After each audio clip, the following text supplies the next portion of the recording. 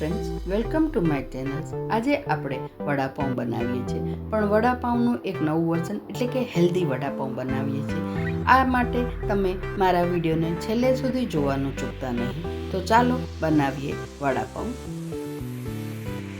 સૌપ્રથમ આપણે વડાપાઉં માટેની ચટણી રેડી કરશું. તેના માટે મેં સૂકા લાલ મરચાં પલાળીને રાખ્યા છે. આ મરચાંને 1 થી 2 કલાક પહેલાં પલાળી દેવાના. અને અહીંયા મેં 7 થી 8 નંગ સૂકા મરચાં લીધા છે. સાથે હવે તેમાં 15 થી 20 લસણની કળી લેશું અને તે પણ તેમાં ગ્રાઇન્ડ કરશું. જો તમે તીખું ઓછું ના ખાતા હોય તો તે પ્રમાણે તમે એડજસ્ટ કરી શકો છો. હવે તેમાં 1 મોટી ચમચી ધાણા જીરું અને આગળ પડતું થોડુંક જીરું લેવાનું છે. અને હવે આ બંને નાખ્યા પછી એમાં થોડુંક મીઠું નાખશું અને મીઠું નાખીને ચટણીને ચર્ન કરશું. તો તૈયાર છે આપણી આ વડાપાઉં માટેની ચટણી. વડાપાઉં માટેની આ ચટણી ખૂબ જ સરસ લાગે છે, તેથી આ ચટણી એ વડાપાઉં માટે મસ્ટ છે. હવે આપણે વડા બનાવવાની તૈયારી કરશું. તેના માટે મેં 4 મોટા બટેકા બાફી લીધા છે અને આ બટેકાને તમે વરાળે બાફશો તો એનું સ્ટફિંગ એકદમ સરસ બનશે. તેથી બને ત્યાં સુધી બટેકાને વરાળે બાફી અને પછી તેને સ્મેશ કરી લેવા. હવે આપણે તેમાં મસાલો કરશું. તેના માટે આપણે સ્વાદ મુજબ સૌપ્રથમ મીઠું નાખશું.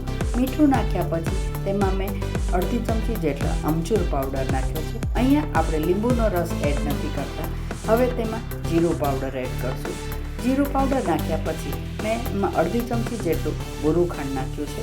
તમે ખાંડ એવોઇડ પણ કરી શકો છો. અને ખાંડ નાખ્યા પછી હવે તેમાં ચપટી હળદર નાખશું. હળદર નાખ્યા પછી તેમાં થોડી હિંગ એડ કરવાની છે. અને હિંગ નાખ્યા પછી જો તમને તીખું ખાતા હોય તો આદું અને મરચાં બંને મેં ચોપ કરીને લીધા છે તે તેમાં નાખવાના. અને છેલ્લે કોથમીર નાખી અને હવે તેને બરાબર મિક્સ કરી દેશું.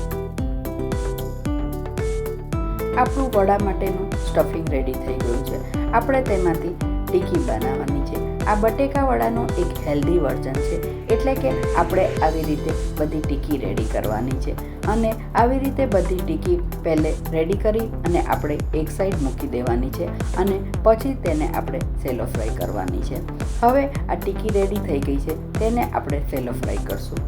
સેલો ફ્રાય કરવા માટે આપણે એક નોનસ્ટિક તવી ઉપર થોડુંક તેલ મૂકશું અને આ તેલ મૂકી અને થોડું ગરમ થાય ત્યારબાદ તેના ઉપર બધી ટીકી ગોઠવી દેવાની છે.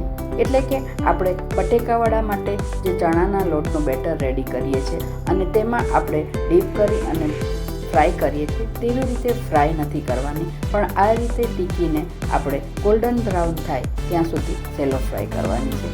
હવે આપણે એક સાઈડ ટર્ન કરીને જોઈ લઈએ.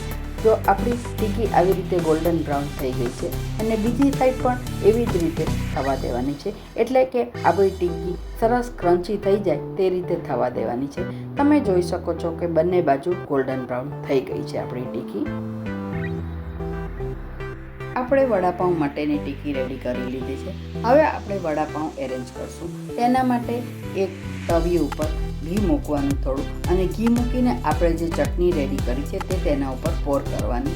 અને ચટણી રેડ્યા પછી હવે જે પાઉં હોય તેને વચ્ચેથી કટ કરી દેવાના છે અને વચ્ચેથી 2 પાઉં કટ કરી અને આવી રીતે બધી ચટણી તેમાં લગાડી દેવાની છે. આવી રીતે બધી ચટણી લગાડ્યા પછી હવે બંને પાઉંને ફરીથી આપણે તવી ઉપર મૂકી દેવાના છે. બંને પાઉંને તવી ઉપર મૂકી દીધા પછી આપણે જે ટીકી રેડી કરી હતી એ 2 પાઉંની વચ્ચે મૂકવાની છે. અને 2 પાઉંની વચ્ચે ટીકી મૂક્યા પછી ફરીથી પાઉં ઉપર આપણે બટર કે ઘી લગાડવાનું છે. આવી રીતે બટર અને ઘી લગાડ્યા પછી પાઉંને થોડા ધીરા ગેસ ઉપર ફરીથી શેકવાના છે. એટલે કે આપણા વડાપાઉં એટલા બધા ક્રિસ્પી થઈ જશે અને આ ચટણી લગાડ્યા પછી જે વડાપાઉંનો ટેસ્ટ આવે છે તે ખૂબ જ સરસ આવે છે. આવી રીતે બંને સાઈડ પાઉં શેકી લેવાના છે. તો તૈયાર છે આપણા હેલ્ધી વડાપાઉં. આ વડાપાઉંને આપણે સેલો ફ્રાય કરીને રેડી કરી દીધા છે અને હવે તેને વચ્ચેથી કટ કરીને આપણે સર્વ કરશું, તેથી ખાવામાં ઇઝી રહે. તો ફ્રેન્ડ્સ, જોયું ને, આપણા તૈયાર છે હેલ્ધી વડાપાઉં. ન તળવાની ઝંઝટ, ફક્ત ટીકી બનાવો અને ચટણી લગાડી અને પાઉંમાં મૂકી સર્વ કરો. તો તમે પણ આ રીતે બનાવશો ને? અને મારા વિડીયોને લાઈક અને શેર જરૂરથી કરી દેજો. Bye bye.